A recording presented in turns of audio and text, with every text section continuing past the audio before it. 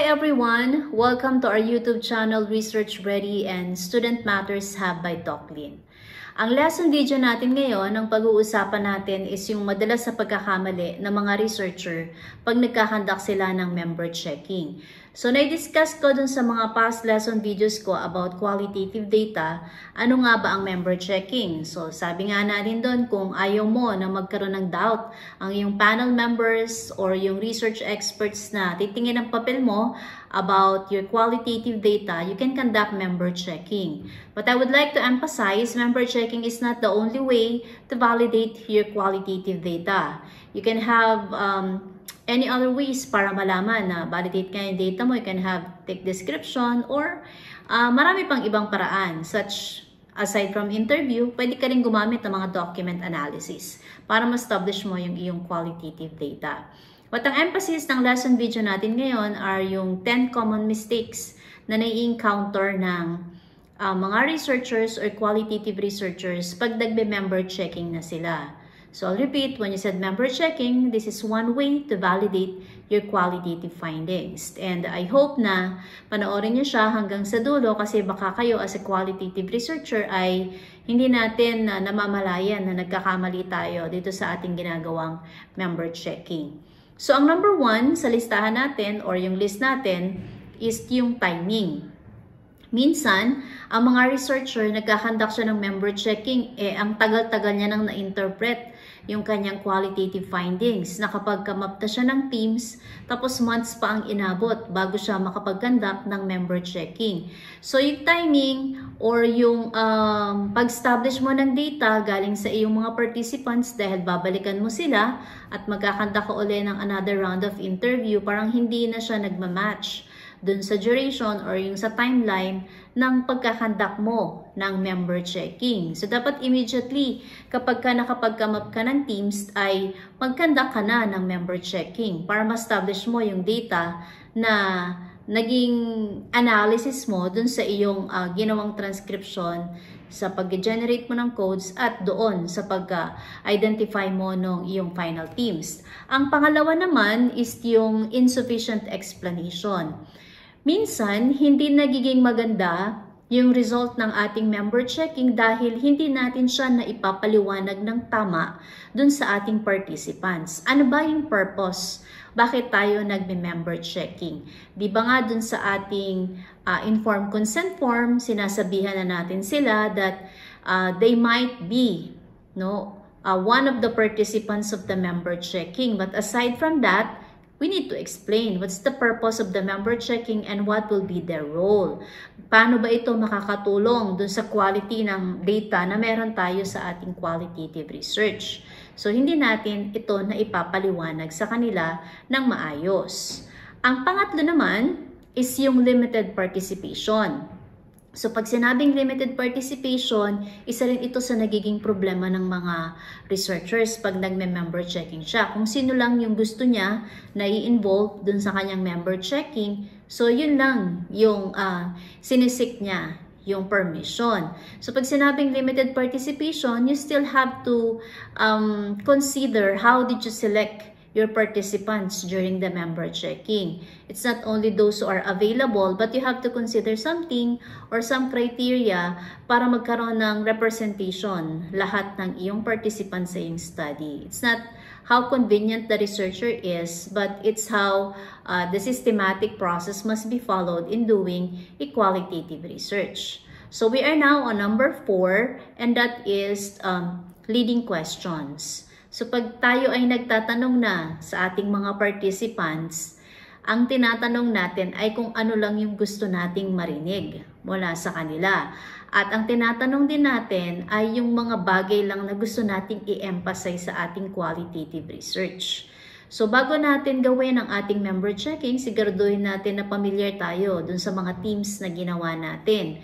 Kung kayo ay isang grupo ng researcher, basahin nyo yung mga teams na ipepresent ninyo at yung findings na ipepresent ninyo dun sa inyong participants for member checking. So, once again, pag sinabi nating member checking, kapag meron ka ng analyzed data ng iyong qualitative research, babalik ka dun sa mga ilang number of participants mo para tanungin mo sila kung tama ba yung naging interpretation ng data na meron ka. No? Lalo na kung ang iyong research ay phenomenological transcendental, kung saan ini-interpret mo ang findings ng iyong qualitative research base sa perception, idea, observations at experiences ng iyong participants. Hindi participants mo or hindi ang iyong overview as a researcher. So, dapat yung ating mga questions is not leading to such answers na gusto lang natin marinig sa ating participants. Number 5 is yung inflexible approach, okay? Or yung approach natin, yung specific feedback na gusto natin or interpretations ng member checking na ginagawa natin ay hindi nagsusut dun sa ating participants. Maybe you have to consider the language, yung timing, yung venue, yung duration of number of hours. Dapat lahat yan ay in favor dun sa ating participants. So, hindi yan nakabase sa atin. Dapat nakabase yan dun sa participants na in-invite natin para dun sa ating member checking.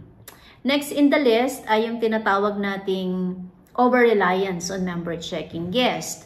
We have conducted member checking. We called again our participants to have a conversation with them and present with them the results of our qualitative data. Pero hindi ibig sabihin nun ay okay na ang iyong qualitative data. So dapat i-consider mo din yung ibang source ng data na po pwedeng mag-support dun sa iyong teams. You can conduct a document analysis or you can conduct seeking other data na makakapag-support dun sa iyong interpretation ng data mo. So, hindi lang nagbabase ka, kunyari, nagkanta ka ng interview, so that's it. Nagkaroon ka ng focus group discussion, that's it. So, you can produce also records or any other published materials that will support your qualitative analysis. So, wag ka lang mag-rely dun sa tinatawag mong member checking. And also, on the presentation of your data, you can use confirmatory statements to better support the thematic analysis that you have. At wag din kakalimutan yung documentation para mabilis yung tinatawag nating audit trail. Pag meron tayong mga naging problema, madali natin siyang mababalikan kasi lahat ng ginagawa natin sa ating qualitative research ay well documented. Okay, after that, you also move into yung sinasabi ko na, yung lack of documentation. Nagkakaroon tayo ng problema after natin mag-member checking kasi yung pagre-record natin ng ating interview, hindi natin naayos. Yung guide na gagawin natin kapag tayo ay nag-member checking, dapat naka-prepare din yan. No, hindi lang yan basta tatawagin mo yung iyong participants tapos ipe-present yung data. Dapat well-planned din yan. So, dapat ayos yung documentation na meron tayo. At siguraduhin din natin na hindi lang isa yung source ng documentation natin. Kung isang grupo kayo, dapat lahat kayo ay nagdo-document or ilan sa inyo ay nagdo-document ng proseso na ginagawa nyo sa member checking. Now, kung ikaw naman ay nag-iisang researcher, gumawa ka ng paraan kung paano mo well-document yung lahat ng prosesong ginagawa mo sa member checking because you will also be asked during your defense, ano ang ginawa mo, ano yung proseso, ano yung sistema na sinunod mo nung ikaw ay nag-member checking. And you cannot recall all of this unless otherwise properly documented yung ginagawa mong member checking. So, isa sa problema is yung lack of documentation. No? Kaya, minsan pag tinanong ka na, hindi mo na alam or ma-recall kung ano yung isasagot mo kasi wala kang document. Other than that, ignoring negative feedback. Pag nag-member checking tayo, tanggalin natin sa isip natin na, magiging okay yung member checking ko kasi tama naman yung ginawa ko. Iyon ay sabi mo. Pero dapat, tanggalin natin yung sa isip natin kasi nakaka-apekto yun kung ano yung magiging result ng ating member checking. So, kapag meron ng mga sinasabing negative dun na feedback tungkol dun sa pinresent nating data, hindi natin siya pinapansin. So, sasabihin natin, ay, member checking na lang naman yun kasi nakapag-conduct na naman ako ng interview. No, it's not. It's part of the validation. Pwedeng lumabasin kasi dun sa result ng study mo na nagkakaroon ng confusion yung reader mo kasi magkakaiba yung nagiging results. No, ito yung iyong thematic analysis pero yung confirmatory statements mo naman, hindi naman tumutugma dun sa iyong thematic analysis or the other way around. No, ito yung iyong confirmatory statements pero iba naman yung sinasabi ng teams na na-generate mo. So, wag natin i-ignore yung mga negative feedback kasi nakakatulong yan. So, halimbawa, sinabi sa iyo ng participant, parang hindi ganyan yung sinabi ko or parang hindi ganyan yung meaning ng interpretation na sinabi ko during the interview. You might ask and explore ano ba talaga yung ibig sabihin ng participant. Baka maaaring hindi kayo nagkaintindihan during the time na ikaw ay nag-i-interview or ang interpretation mo dun sa kanyang sinabi ay iba. So maaaring sinabi niya sa kanyang perspektibo ay yes, pero sa perspective mo naman at inilagay mo dun sa team or analysis ng qualitative data mo ay no. Pag nag-member checking ka, maiko-correct lahat ng mga bagay na ganito. Basta dapat open-minded ka na hindi mo lang kinukuha during the member checking is yung kanilang mga positive feedback. You have also to get their negative feedback or any other feedbacks that might help in enhancing your qualitative data analysis. Okay, aside from that, yung limited cultural sensitivity. No, yung number of hours na gagawin natin pagka tayo nag-member checking sa ating participants, dapat maliwanag yun sa iyo at sa iyong participant as well. At katulad ng binanggit ko kanina, yung language barrier, dapat i-consider din natin siya. We have to be sensitive, no, to our participants kasi unang-una, nung naging participant na natin sila during our interview. Etong member checking is a second round commonly of an interview. And what if hindi pa sila sumang-ayon dito sa member checking mo at sinasabi nila na hindi yan yung meaning ng aking sinabi or ng data na gusto kong ipaabot dun sa interview. So, it might also mean na kailangan mo pang magkaroon ng second rounds of member checking kasi hindi pa kontento yung participants mo dun sa naging result ng iyong qualitative data. So, pag nakikita natin at ginagawa natin yung mga ganitong proseso, tingin ninyo hindi gaganda yung inyong research paper. Napakaganda niya. And there will be no doubt on the part of the research panel or the expert who will scrutinize your research paper because you follow a systematic procedure. No, wala na silang doubt na ikaw mismo yung nagkukwento dun sa papel mo. Ito ay kwento ng iyong participants. And lastly, yung inadequate follow-up. So pagkatapos nating mag-member checking and then we are done. No, halimbawa, sabihin na natin nag-agree yung ating participants. So, we are done with that, na-incorporate na natin yung mga minimal suggestions sila. We have to give them feedback, no, on what transpired after the conduct of the member checking, ano yung nilagay mo, ano yung naitulong dun sa iyong research, kasi nagkakaroon ng feeling of worth yung iyong participants na nagiging part siya ng proseso ng iyong qualitative data or data analysis at pati yung nagiging finalization ng iyong research paper.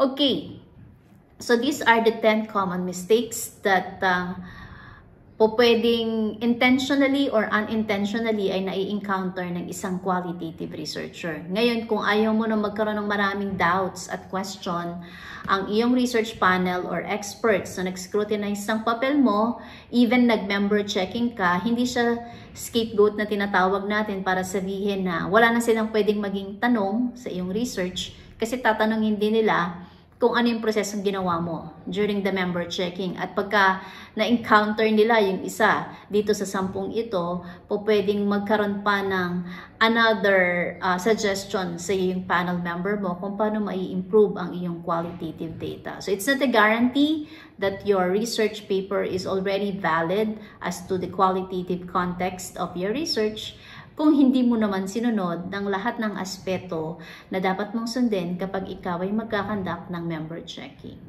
I hope this lesson video helps you as a qualitative researcher or as a researcher kung gagawin yung ang qualitative data ninyo as part of your triangulation ng quantitative data. So, kailangan nyo rin to, no? Sa lahat ng mga research paper na mayroong qualitative data, kailangan ng member checking. Kailangan nyong malaman ano yung mga dapat ninyong gawin at yung mga hindi dapat ninyong gawin pag nagkakanda kayo ng member checking. Please like, share, and subscribe our YouTube channel. Kung hindi pa kayo nakasubscribe, please hit that bell para alam ninyo or hit that notifications para alam ninyo kung kailan magkakaroon tayo ng mga bagong lesson videos na makakatulong sa inyo at maaaring makatulong din sa mga kakilala nyo na nagagawa din ng kanilang research, lalo na kung ito ay qualitative. Always remember, we unlock insights to empower your minds. Thanks for watching everyone and see you on our next lesson video. Bye-bye everyone!